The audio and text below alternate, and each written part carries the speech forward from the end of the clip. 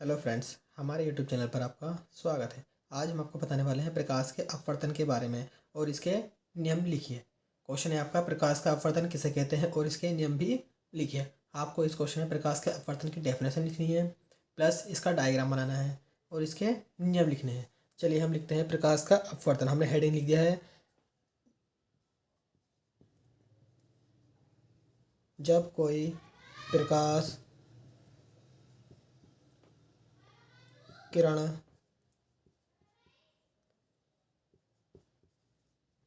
एक पारदर्शी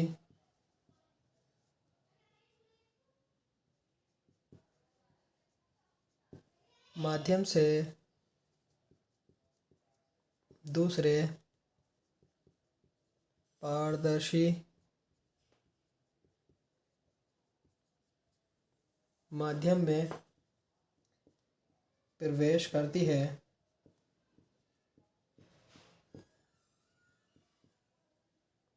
तो वह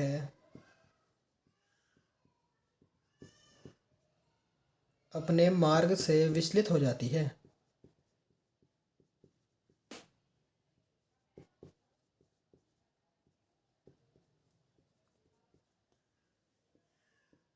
तो वह अपने मार्ग से विचलित हो जाती है। इसे प्रकाश का अपवर्तन कहते हैं।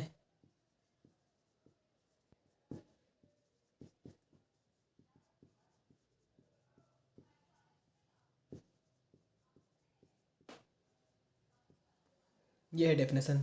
बहुत इजी डेफिनेशन है। जब कोई प्रकाश किरण एक पारदर्शी माध्यम से दूसरे पारदर्शी माध्यम में प्रवेश करती है तो वह अपने मार्ग से विचलित हो जाती है। इसे प्रकाश का अपवर्तन कहते हैं। जैसे कि आप मान लो, पारदर्शी माध्यम, एक माध्यम हमारा पानी है और एक शहद है। जो हल्का होएगा तो वो हो गया विरल माध्यम, और जो गाढ़ा होगा वो होगा सघन माध्यम। जैसे कि शहद सघन माध्यम है और पानी विरल माध्यम है। इसका डायग्राम बनाते हैं क्योंकि इसके डायग्राम से ही हमें नंबर मिलते हैं। ये आपका एक ग्राफ बनता है। कोई प्रकाश किरण जब ऊपर से नीचे आती है सीधी, तो वह माध्यम, यहाँ माध्यम दे रखे हैं दो। एक तो दे रखा है माध्यम A1 और एक दे रखा है माध्यम A2। ये हमें पता नहीं कौन सा शहद है कौन सा पानी है। ये तो हमें जब डेफिनेशन क्लियर करेंगे, जब न्यूमेरिकल करते हैं उसमें अलग से आती है। तो ये रेखा ऐसे जानी चाहिए थी।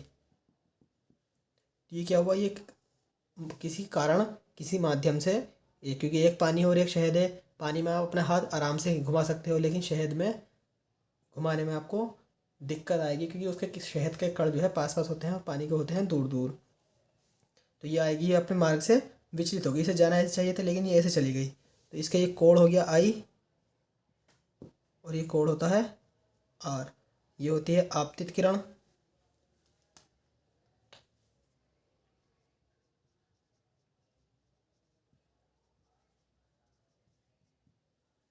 और ये होती है अपवर्तित किरण। अपवर्तित किरण, ये सेंटर पर होता है आपतन बिंदु, आपतन बिंदु। और ये जो सीधा होता है ये होता है अभिलंब।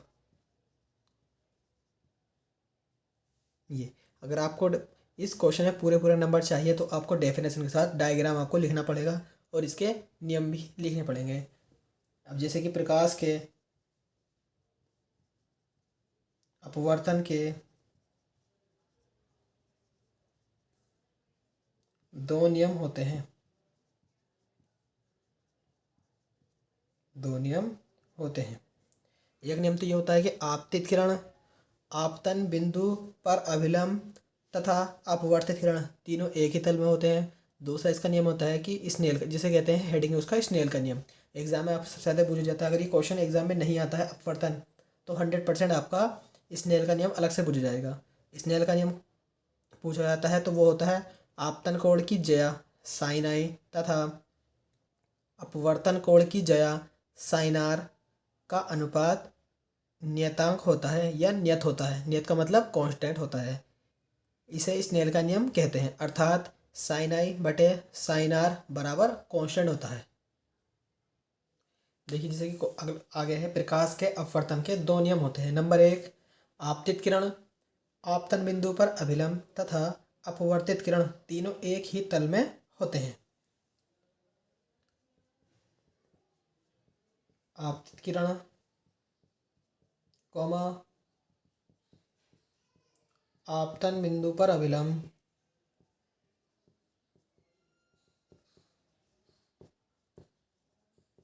तथा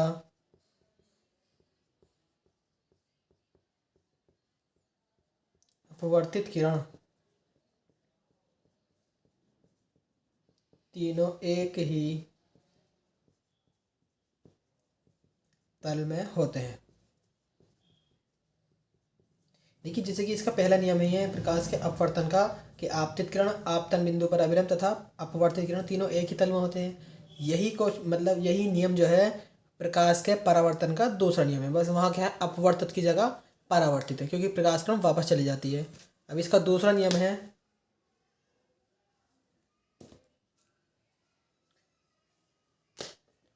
वो होता है आपका इसका स्नेल का नियम। स्नेल का नियम बहुत इंपॉर्टेंट है, सबसे ज़्यादा पूछा जाता है ये एग्जाम में ज़्यादातर।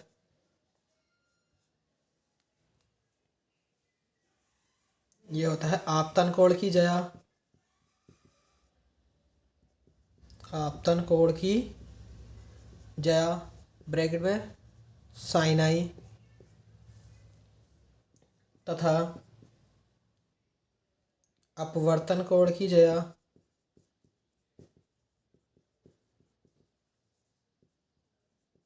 ब्रैकेट में साइन आई साइन आर का अनुपात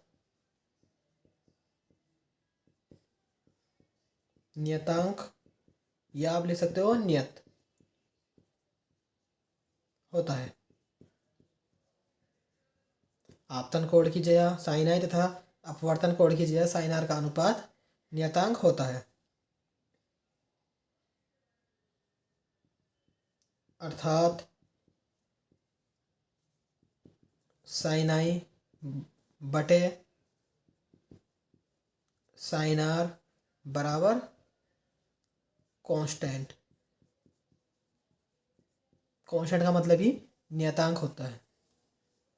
ये होता है बहुत मोस्ट क्वेश्चन है ये कि स्नेल का नियम किसे कहते हैं। एक क्वेश्चन आएगा आपका एग्जाम में, तो आपको ये लिखना है कि आपतन कोण की जया साइन आई तथा अपवर्तन कोण की जया साइन आर का अनुपात नियतांक होता है। इसे ही स्नेल का नियम कहते हैं, अर्थात साइन आई बटे साइन आर बराबर कांस्टेंट।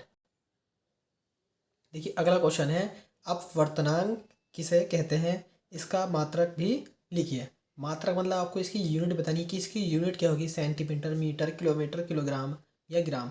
आपको ये बताना है कि अपवर्तनांक की डेफिनेशन बतानी है पहले, इसके बाद इसका मात्रक बताना है। और ये वेरी वेरी मोस्ट है, ये भी आपका एग्जाम में सबसे ज़्यादा पूछा जाता है। या तो ये आएगा डेफिनेशन, या इसका एक न्यूमेरिकल होता है।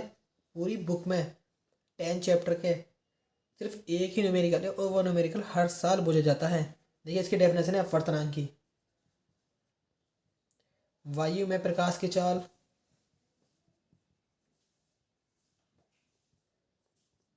सी तथा माध्यम में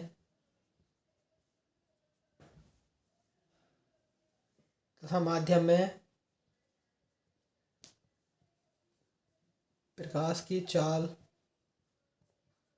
v के अनुपात को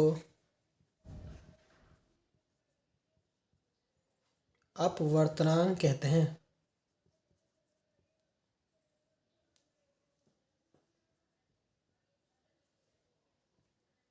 इसे स्मॉल n से व्यक्त करते हैं। डेफिनेशन बहुत इजी है, वायु में प्रकाश की चाल c तथा माध्यम में प्रकाश की चाल v के अनुपात को अपवर्तनांक कहते हैं। इसे कैपिटल N से व्यक्त करते हैं। अब इसका फॉर्मूला हो गया अपवर्तनांक बराबर अपवर्तनांक स्मॉल n बराबर, मैंने कहा वायु में प्रकाश चाल सी तथा माध्यम में प्रकाश चाल v, क्या अनुपात हो, अनुपात का मतलब बटे का साइन होता है, तो ये, तो आप डायरेक्ट लिख सकते हो n बराबर C/v।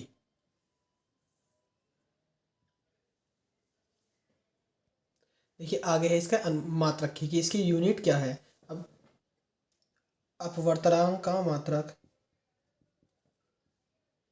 अपवर्तनांक का कोई मात्रक नहीं होता,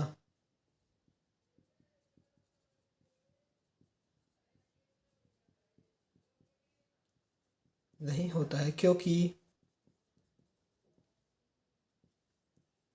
यह एक अनुपात है। जैसे कि अगर हम कहें कि वायु में प्रकाश की चाल सी का मान हम एक एग्जाम्पल के तौर पे बताते हैं कि मात्रक क्यों नहीं होती। जैसे सी का मान है सी बराबर 3 × 10⁸ मीटर प्रति सेकेंड, ये फिक्स है, वायु में प्रकाश की चाल सी का मान इतना ही होता है। और मैं कहूँ वी का मान 5 × 10⁶ मीटर प्रति सेकेंड। जब हम आपको कोई न्यूमेरिकल सॉल्व करेंगे तो उसमें यही आएगा मात्रक, अगर वी का मान निकालते हैं हम तो वी का मान का मात्रक यही होता है। अब इसका का मात्रक किस मतलब शून्य क्यों होता है, क्यों, क्योंकि सी, अब हम सी के स्थान पे क्या लगाएंगे, मीटर प्रति सेकेंड बटे वी के स्थान पे मीटर प्रति सेकेंड। तो मीटर प्रति सेकेंड से मीटर प्रति सेकेंड दोनों डिवाइड हो जाएंगे ऊपर नीचे, तो कुछ नहीं बचेगा। तो क्यों, इसीलिए इसी वजह से कि कुछ नहीं बचा है, इसीलिए यह एक अनुपात है, इसका कोई मात्रक नहीं होता, क्योंकि जो चीज़ नीचे है वही चीज़ ऊपर है, तो नीचे से ऊपर डिवाइड हो जाएगी तो कुछ बचेगा ही नहीं, तो इसलिए इसका कोई मात्रक नहीं होता है।